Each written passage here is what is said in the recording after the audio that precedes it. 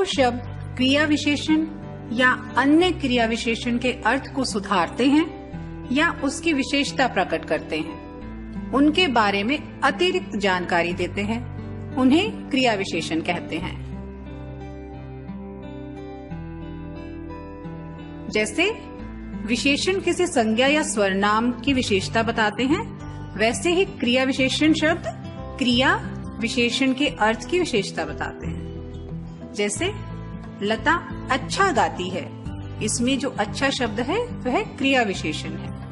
वह ऊपर गया है, ऊपर। दिवाली कल मनाई जाएगी, कल।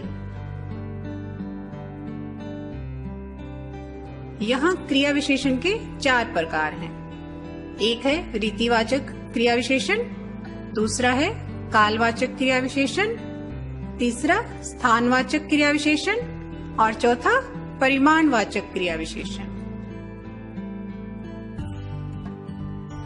आइए पहले जाने रीतिवाचक क्रिया विशेषण के बारे में। इसमें कार्य के तरीके के बारे में बताया जाता है कि वह काम किस तरह से किया गया है।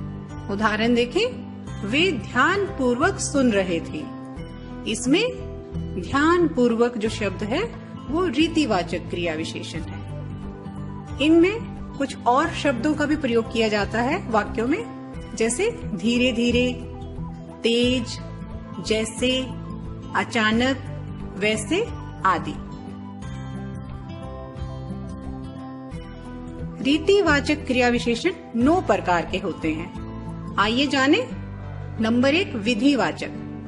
विधिवाचक वाक्यों में हम इन शब्दों का प्रयोग करते हैं, जैसे धीरे धीरे, हाथों हाथ, सुखपूर्वक और शीघ्र। दूसरा है निश्चयवाचक रीतिवाचक क्रिया विशेषण। इसमें हम वाक्यों में इन शब्दों का अधिकतर प्रयोग करते हैं, जरूर, निसंदेह।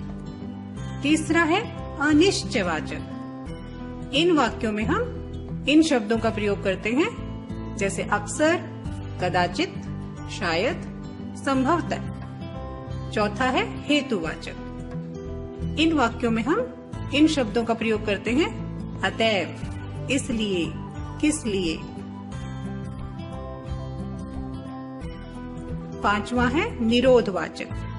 इन वाक्यों में हम नहीं, मत, ना, कभी नहीं शब्दों का प्रयोग करते हैं। प्रश्नवाचक, कैसे, क्यों, क्या। स्वीकृतिवाचक, हाँ जी, सच, बिल्कुल ठीक। 8वां है अवधारणवाचक। इसमें शब्द के उदाहरण हैं भर, तक, मात्र। और 9वां है आकस्मिकतावाचक।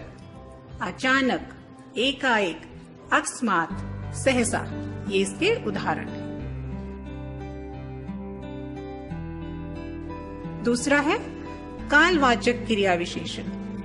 जो शब्द कार्य के किस समय होने का बोध कराए, उन्हें कालवाचक क्रिया विशेषण कहते हैं। उदाहरण है, माताजी अभी अभी आई हैं, मैं कल तुम्हारे घर गया था।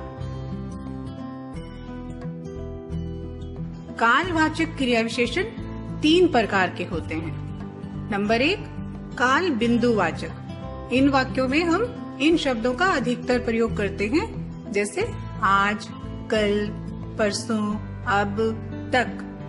दूसरा है अवधिवाचक। इन वाक्यों में हम इन शब्दों का प्रयोग करते हैं, जैसे आजकल, सदैव, रात भर, दिन भर। और तीसरा है बारंबारतावाचक। इन वाक्यों में हम इन शब्दों का अधिकतर प्रयोग करते हैं, जैसे हर दिन, रोज, प्रतिदिन, प्रतिवर्ष। तीसरा है स्थानवाचक क्रिया विशेषण। जो शब्द क्रिया के स्थान, दिशा का बोध कराएं, उन्हें स्थानवाचक क्रिया विशेषण कहते हैं। जैसे बच्चे ऊपर खेल रहे हैं, पिताजी अंदर बैठे हैं। इन वाक्यों में ऊपर और अंदर स्थान और दिशा के बारे में बता रहे हैं।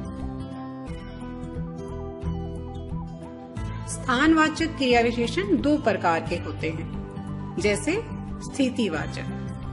इन वाक्यों में हम अधिकतर इन शब्दों का प्रयोग करते हैं, जैसे आसपास, आर पार, चारों ओर, आगे, पीछे, अंदर, बाहर, जहां, तहां।